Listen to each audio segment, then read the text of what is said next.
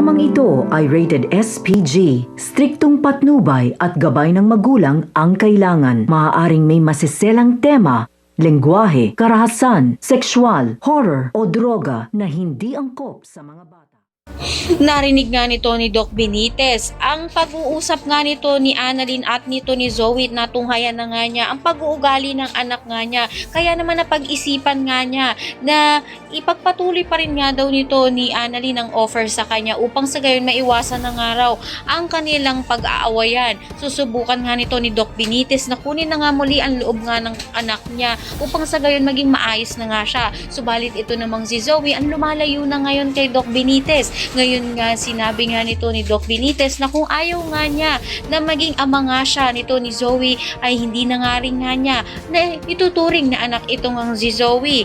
Magpupunta naman nga ito nga si Lynette sa Apex upang magpasalamat nga sa ginawa nga nito ni Giselle na pagliligtas sa anak nga niya.